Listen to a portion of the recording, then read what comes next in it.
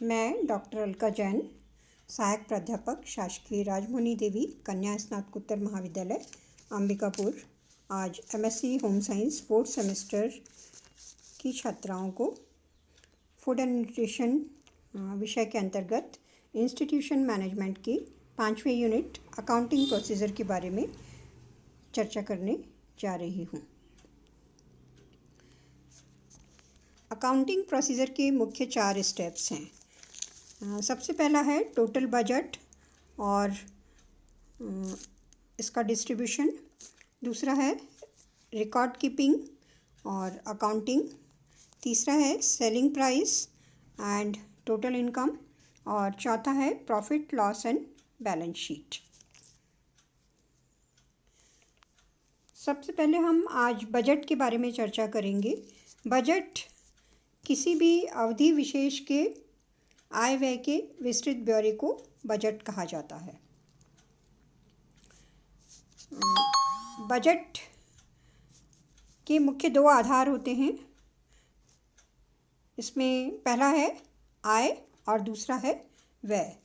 आय को मुख्य 2 भागों में बांटा गया है। पहला प्रत्यक्ष आय और दूसरा अप्रत्यक्ष आय। प्रत्यक्ष आय जो धन के रूप में उपलब्ध होती है, नौकरी या उद्योग धंधा करके इसे धन को अर्जित किया जाता है।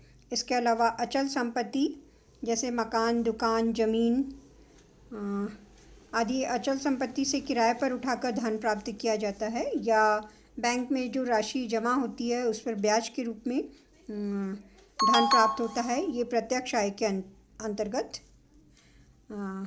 आते हैं। अप्रत्यक्ष आय जो है यह वह आय होती है जो परिवार को उन सुविधाओं के रूप में प्राप्त होती है जिनके प्राप्त न होने पर हमें प्रत्यक्ष आय में से व्यय करना पड़ता है।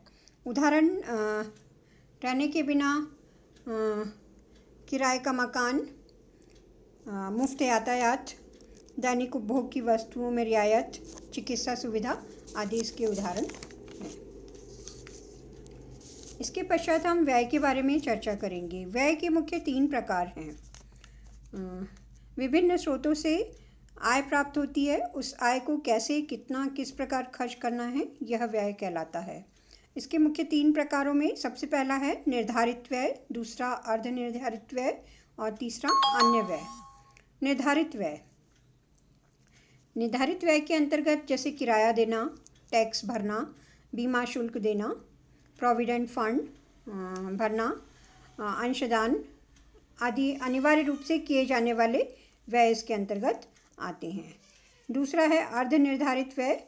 इसके अंतर्गत वे व्यय जिन्हें करना अनिवार्य होता है पर धनराशि की सीमा में आवश्यकता अनुसार कमी या वृद्धि की जा सकती है। और तीसरा है अन्य व्यय। ये अनिर्धारित व्यय होते हैं, धन की कमी होने पर इन्हें समाप्त कर सकते हैं, जैसे मनोरंजन, सांस्कृतिक क्रियाकलाप या विलासिता की वस्तुओं पर किया जाने वाला व्यय इसके अंतर्गत आता है। मनुष्य की आवश्यकताएं असीमित हैं परंतु आय सीमित है। आय यदि कम हो तो मूल आवश्यकताओं पर अधिक ध्यान देना चाहिए। व्यय करने में लापरवाही करने से संकट का कारण बन सकती है। आय और व्यय के बीच संतुलन बनाए रखना चाहिए और भविष्य की आवश्यकताओं के लिए बचा कर रखना चाहिए। यदि व्यय ज़्यादा हुआ तो व्यक्ति ऋणग्रस्त हो जाएगा और उसकी सारी सुख शांति चली जाएगी। किसी विशेष अवधि में आय और व्यय के विस्तृत ब्यौरे को ही बजट कहा जाता है। बजट के मुख्य 3 प्रकार होते हैं। पहला संतुलित बजट या बैलेंस बजट, दूसरा सरप्लस बजट या बचत का बजट और तीसरा है घाटे का बजट या डेफिसिट बजट। सबसे पहले हम संतुलित बजट के बारे में चर्चा करेंगे। इसमें जितनी आय होती है उतना ही खर्च होता है। जब आय और व्यय दोनों ही बराबर हों तो उसे संतुलित बजट कहा जाता है। दूसरा है बचत का बजट। इसमें व्यय कम होता है आय से और भविष्य की आवश्यकताओं की पूर्ति हेतु बचत होती है, तो उसे बचत का बजट कहते हैं। तीसरा है घाटे का बजट। इसमें आय से अधिक व्यय होता है और उसे पूरा करने के लिए उधार लेने की आवश्यकता पड़ती है। इसे हम घाटे का बजट कहते हैं। इसके पश्चात हम बजट के महत्व के बारे में चर्चा करेंगे। बजट का महत्व जो है ये कई हेडिंग्स के द्वारा समझा जा सकता है। बजट परिवार की आर्थिक दशा का दर्पण होता है। इसके महत्वपूर्ण हेडिंग्स हैं। पहला, विवेकपूर्ण व्यय करना। इसमें व्यक्ति विभिन्न मदों पर किए जाने वाले व्यय पर चिंतन मनन कर लेता है और ताकि आमदनी का उचित उपयोग किया जा सके। दूसरा है समसीमांत उपयोगिता का नियम। इसके अंतर्गत बजट बनाते समय जो खर्च है विभिन्न आवश्यकताओं और उनकी तीव्रता के आधार पर किया जाता है। यदि ऐसा लगता है कि विलासिता की वस्तुओं पर ज़्यादा खर्च हो रहा है तो उसमें कटौती कर दी जाती है।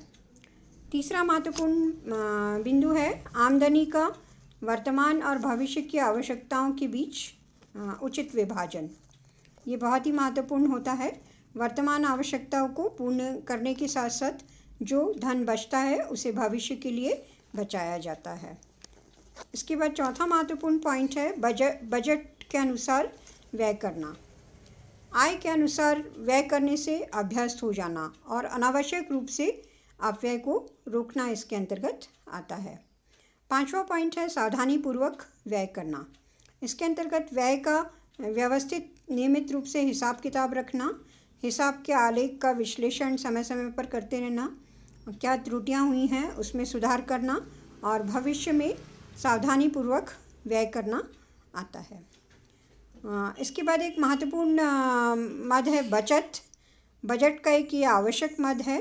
इसकी आदत यदि पड़ जाए या बचत की यदि आदत हो तो कर्ज लेने की प्रवृत्ति समाप्त हो जाती है। सातवां प्रमुख पॉइंट है पर्व और उत्सवों पर व्यय करना। इसमें धार्मिक सामाजिक उत्सवों पर माह में किए गए खर्च को अगले माह में सुधार किया जा सकता है। इसके पश्चात हम बजट में व्यय के प्रमुख मुख्य मदें कौन कौन सी हैं इस पर चर्चा करेंगे। तो इसमें सबसे महत्वपूर्ण है भोजन।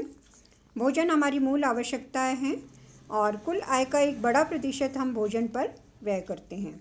परंतु जैसे जैसे व्यक्ति की आय बढ़ती जाती है तो कुल आय का जो प्रतिशत होता है भोजन पर प्रतिशत वह धीरे धीरे कम होता जाता है। दूसरी महत्वपूर्ण मद है वस्त्र या कपड़े। इसके अंतर्गत विभिन्न प्रकार के परिधान जो पहनने के लिए इस्तेमाल किए जाते हैं, ओढ़ने बिछाने आदि के लिए चादर, तकिए, गलीचे, पर्दे आदि सभी प्रकार के वस्त्रों की आवश्यकता मनुष्य को होती है। इसको इसके अंतर्गत शामिल किया गया। तीसरा है आवास। आवास के अंतर्गत जैसे कुछ लोग किराए के मकान में रहते हैं और कुछ का स्वयं का मकान होता है, तो जिनको किराए के मकान में रहते हैं उन्हें किराया देना पड़ता है और जो लोग स्वयं के मकान में रहते हैं उन्हें समय समय पर मरम्मत आदि पर खर्च करते रहना होता है। अगला मद है घर के अन्य आवश्यक व्यय। इसमें जैसे बिजली बिल भरना, पानी का बिल भरना, प्रकाश या लाइट की व्यवस्था करना, नौकर चाकर धोबी की व्यवस्था करना, घर की साफ़ सफाई है, घर की सज्जा है, पर फर्नीचर आदि पे खर्च करना। तो ये सब अन्य आवश्यक व्ययों के अंतर्गत इनको रखा गया है। इसके बाद अगली मद है शिक्षा। ये बहुत ही महत्वपूर्ण होती है।